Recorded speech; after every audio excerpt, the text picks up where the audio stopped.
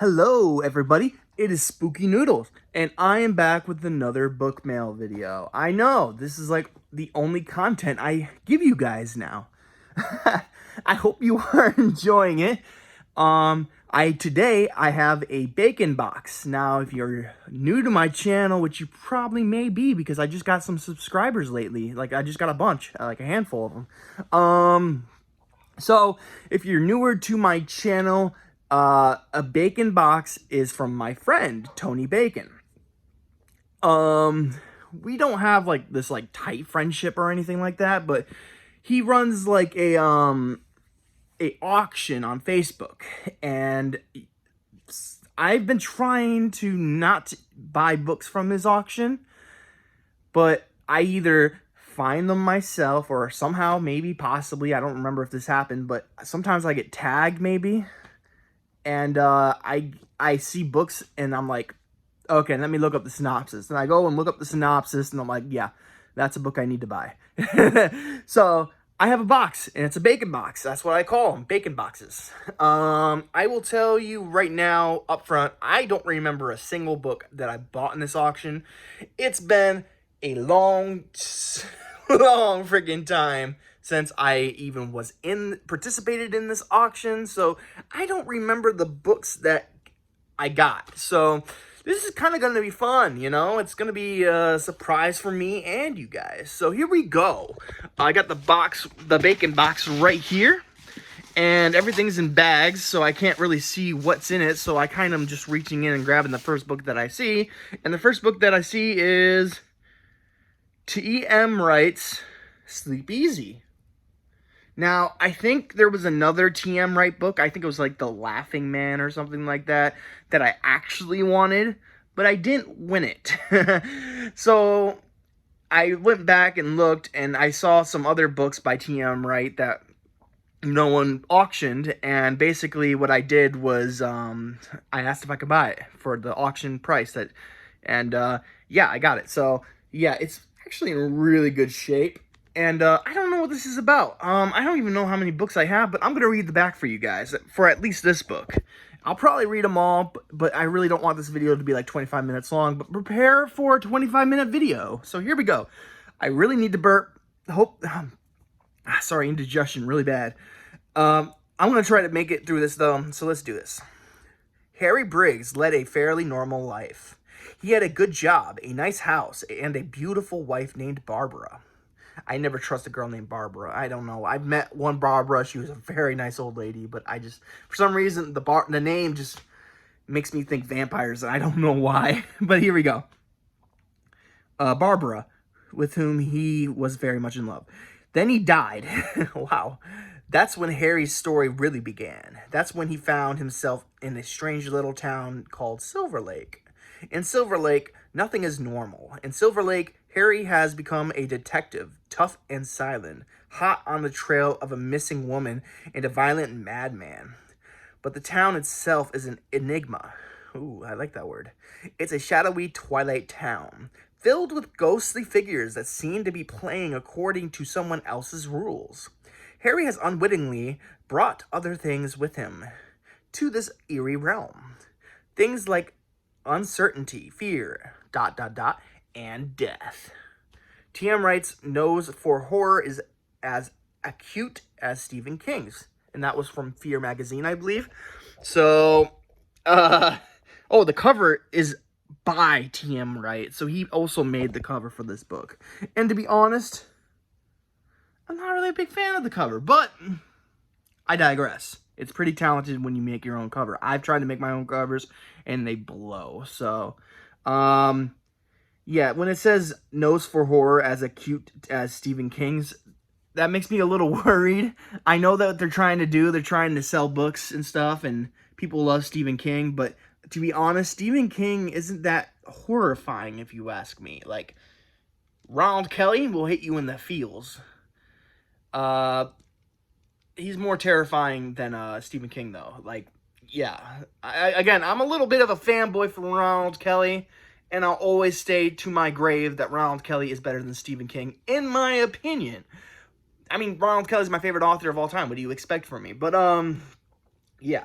So that makes me a little worried, because I don't really think Stephen King is a horror author. You know what I'm saying? So yeah, T.M. Wright, Sleepless, or Sleep Easy. Next, we have the next book I'm going to pull out randomly, and oh, that's kind of cool that it has happened like this. T.M. Wright, again. So like I said, I lost the bid for The Laughing Man or whatever it was called, and it had a fat guy on it that had this like malistic, or is malistic a word? Malistic smile, I'm going to go with it.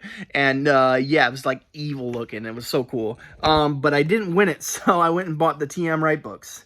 So this is the second T.M. Wright book I got, and it says first time in paperback. So I wonder how old T.M. Wright is, because what was it in before? Was it in hardback, or was it like on a, I don't know, a stone tablet? I don't know. But here we go. Here's a synopsis. Greta King is scared. There's no one home, and she's locked out. Something is very wrong. Even the place, Greta's imaginary world, is touched by terror. The bright blue sky has turned black-red, and magical cats won't talk anymore. Ella King is scared too. She is Greta's little brother.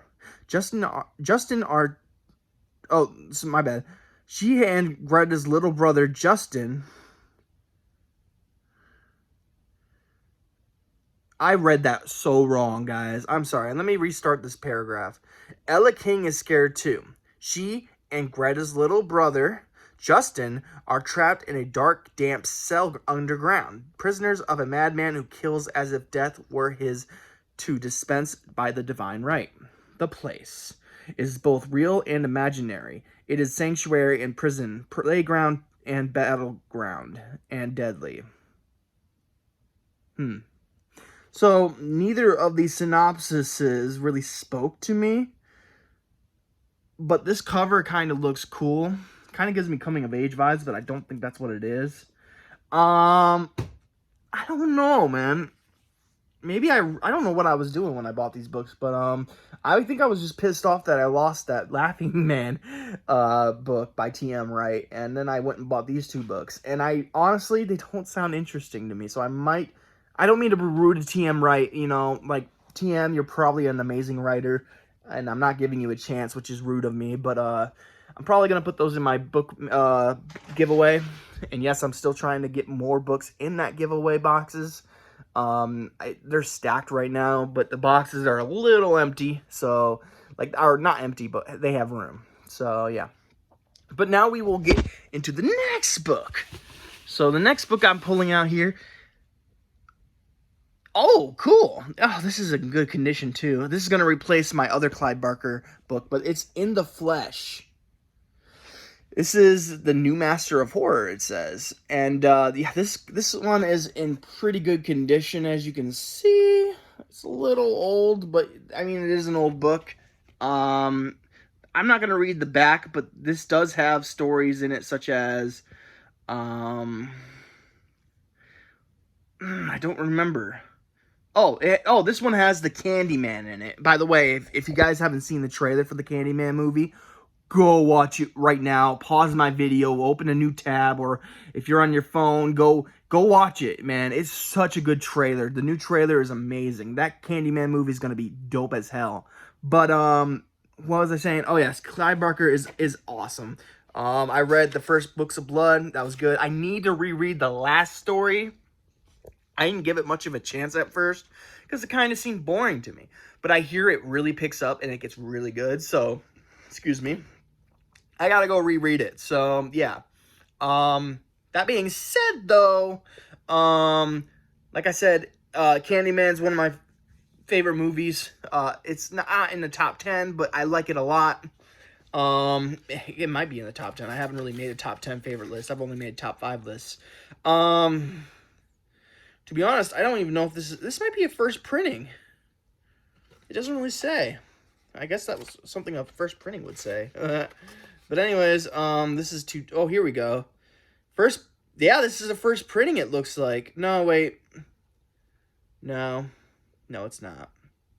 My bad. I got a little excited for a second. So, anyways, the stories in this is In the Flesh, The Forbidden, which is the Candyman story, the Madonna, and Babel's Children. Now, I've never heard of the other stories, but the Forbidden is Candyman. And that's a story I really got to read. So this is definitely going into my must-read pile. It's not my TBR pile, but yeah, sounds like a good book, and I already own this one, so I'm going to put the other one that I own in the giveaway box, because this one's in better condition, so yeah. Not saying that I'm not going to give you guys good condition books.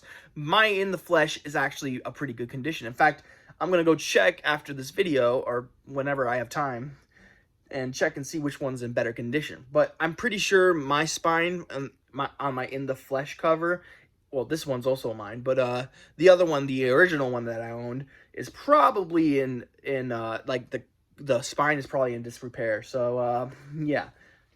All right, next book. And I don't think I have any more Clive Barker books, but I could be wrong.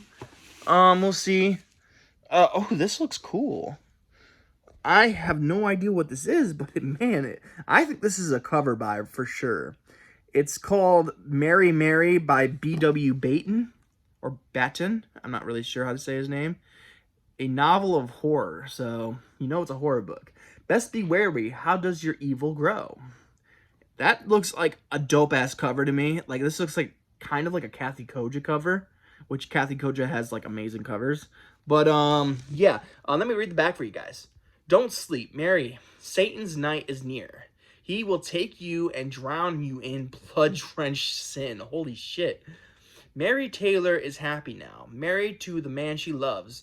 The years of the Christian home for children are behind her, buried in the dark, unspoken folds of memory. But still she awakens to terror, to the hideous acts that gentle Mary would never do, or would never, ever commit. My bad. I basically said the same thing, though. And someone is killing the girls she knew at the Christian home. The past is gathering, hurtling her toward a nightmare tide of apocalyptic horror. Walpurgis night, the great witch's Sabbath, the night when the powers of hell unleash the evil within, the night of the endless screams. Mary Mary. So yeah, this is definitely a cover buy. I did not read the synopsis for that book, and it sounds like it has religious themes to it, which usually I'm not really the biggest fan of religious themed books. Like, for instance, you know, there's a few that I give passes to, like The Exorcist, for instance. Like, I read the book first before I haven't even seen the movie yet, but yeah, I know, what kind of horror fan am I if I have never seen The Exorcist, right? I've read the book though. Oh, who is it by? Jay Anson, is that right? Or did Jay Anson write the Amityville Horror? Oh, it was William Blatty that wrote The Exorcist. My bad. Jay Anson wrote the Amityville Horror. But anyways, yeah, it does sound really good. I do give passes sometimes to religious horror, but I'm not really into religious horror because it's hard to get immersed in something when you don't believe in it. So, like, yeah. So, anyways, I'm going to continue because we probably have, like, 3 or 4 more books in here, I think. I'm not really sure, but I think actually I have 2 more books here. Oh, okay. Yeah, oh, yes. I've been wanting this book forever, and I had it in my Amazon cart for a long time. But the price never really seemed right to me because a lot of people were like, this book you want to read, but do not pay a certain price for it. That's what people were selling me. And then I heard it was it takes place in Michigan. At least that's what I hear. It sounds like a incredible book. It's by Owen Brooks. Now, I don't know if that's a pen name or not. That sounds like a pen name, but I could be wrong. I think I heard of another book by Owen Brooks. I think it was called like The Image or something like that. I don't know. I don't know if I own it, but yeah, it has like a picture of an axe with a woman's eye, and then like not eyeball, but like it's a picture of her face, but it's like all covered in darkness and then the axe or hatchet or whatever it is like right there, and it's called The Image. So anyways, I should show you the book, The Gatherer by Owen Brooks. Yeah, there's a creepy scarecrow on the cover, and there's the girl like, oh shit, there's something right behind me. That's the face right there. Anyways, let me read the synopsis for you guys, and then you guys can, you know, figure it out if you want it or not. But here we go. Let me swallow all the saliva in my mouth. I'm so gross. Here we go. When the wind screamed, the Scarecrow seemed to move toward her.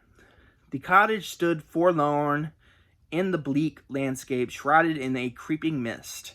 Only the strange scarecrows in surrounding fields seemed to suggest a human presence. But safe inside, Gavin and his mistress savored the warmth of their love nest, far from the neighbors' prying eyes. Then Gavin disappeared into the night, and as his lover clung to her dying hope for his return, a nameless menace moved in the night, raking the windows, ripping and shredding with deadly force. Rumors of evil whispered their ugly secrets. For the sins of the flesh must be punished. The sinners must suffer unspeakable torments. This is the work of the Gatherer.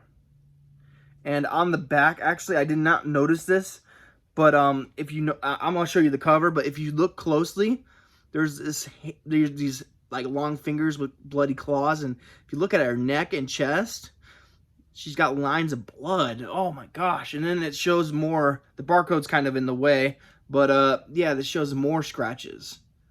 That is creepy, guys. This book comes in at 280 pages, so it's bigger than it's not as long as I thought it was going to be. This one came out in 1982. This is the first printing. Owen Brooks also has a book called Inheritance, so go check that out. It doesn't say the image on here, but I'm pretty sure Owen Brooks wrote the image. I could be wrong, but yeah, and Owen Brooks is probably a pen name, but I'm not really sure. Maybe he actually is a guy. I don't know. But yeah, this sounds awesome. This sounds awesome. And I could be wrong, but I hear this takes place in Michigan. So I always got to buy books that are based in Michigan. I love Michigan. So yeah, my hand is killing me. Anyways, we're going to go to the last book, actually. Oh, damn. Is this what I think it is? Ooh, yay. Okay. Context. So, long time ago, I read a book called Summer of Night. Actually, I listened to the audiobook, which I actually kind of regret doing, because I think it ruined my love for this story, if I had any love for this story. Summer of Night is by Dan Simmons. Not a big Dan Simmons fan. I tried other books by him. This is considered one of his best, and every time I say something about coming-of-age stories, one person will bring up Dan Simmons' Summer of Night. So, being a coming-of-age book collector, I know that's not really a thing, but I'm making it a thing. I want to make this one shelf basically just full of coming-of-age stories, and when I get older, I can pass those books on to my children or my nieces and nephews. I don't know. I probably won't have kids, to be honest, at least not of blood. I mean, I might, I never know, but like, yeah. But anyways, I'm making this coming of age list shelf because, well, I love coming of age. But anyways, that's the context. Well, I'll give you a little bit more context. Basically, I already own this book, but I don't own the one with the cool die cut. So, you know, I'll show you the die cut too. And this book is actually in pretty good condition. But it's Summer of Night by Dan Simmons. It's a pretty thickie. And let me show you the die cut, because the die cut just screams coming of age. But there we go.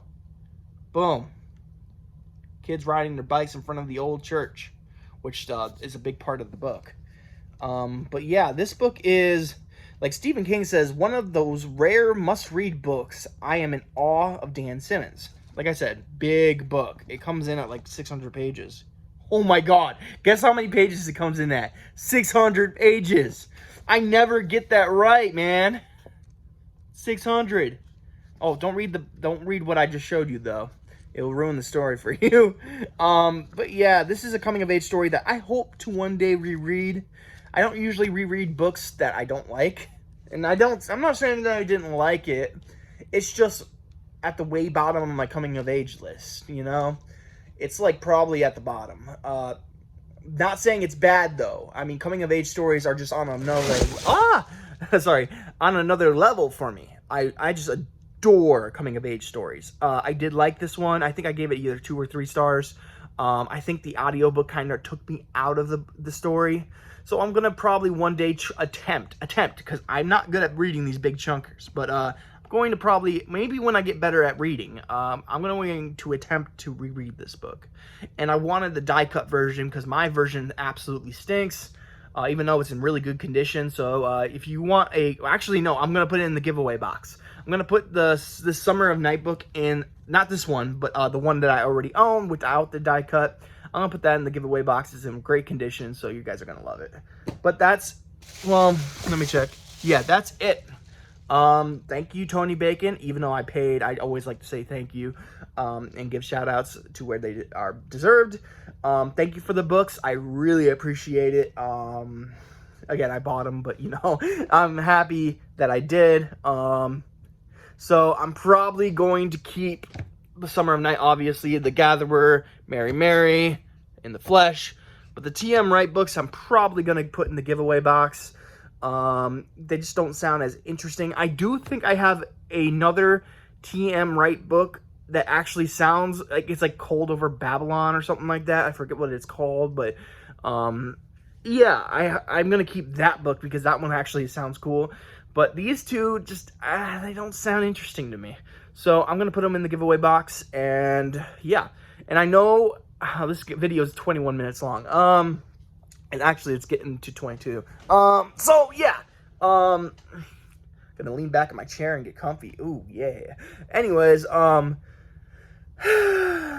giveaway box is happening soon. I'm still waiting for some people to enter, because I want people to enter, man. I don't want to, you know, do a raffle with like 4 people, you know? So, yeah. Go enter. I'll leave a link in the description to the giveaway, and you guys can, enter if you want. Oh, I didn't read the synopsis for Summer of Night, but basically it's a coming of age about kids facing evil, you know? It's the age-old tale, you know? I got like a rat tail growing in the back of my head. Ew. Anyways, I hope you guys are having a great day. Really, I do. I've already read today, which is better than what I did yesterday because I didn't read yesterday. So yeah, I'm just happy that I read today. It's like 12 o'clock or something like that. Actually, it's 1:25. So, whew, I've been talking a while, haven't I? I will show you this book right now, Bloodkin. This book is fantastic, guys.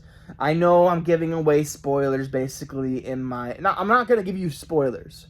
I'm not going to ruin this book for you. But just know that there is a scene that made me teary-eyed. Actually, it made me angry more than it did sad. I mean, I felt sad. I felt angry at the same time. And then I felt like... What do you call it? Like... You know when, like, you succeed at something, but at a cost, you know? That's how I kind of feel. Like, I should feel okay, but I don't. Ronald Kelly is such a great writer, y'all. I'm on chapter 35 on page 279, and the book is approximately like 281 pages, I think. Let me check. It is, yeah, oh my god. No, I said 281, didn't I? It's 381 pages. So, I have 103 pages left to go. And that makes it easier for me. Like, I'm at the easy part now because for me, I'm a very, very slow reader. I have a lot of reading... I have a lot of reading disabilities. I have 2 things, oral dysphagia and dyslexia. If you don't know not oral dysphagia, I just have dysphagia, both oral and written. I don't know what to call it. But, I have dysphagia and I have dyslexia. I don't know what those mean, really. I don't even know which is which. But, one of them is, like, when you, like, screw up words and stuff. And the other one is just the lack of being able to process words, I guess. I don't really know. I'm just bullshitting. But I know I'm not bullshitting. I'm just talking out my ass because I don't really know what I'm talking about. But I have those two things, and like I said, my reading. Oh, we hit the 25-minute mark, like I said we would. I have a reading disability. I have those two things and probably more. It's really hard for me to read. I read very slowly.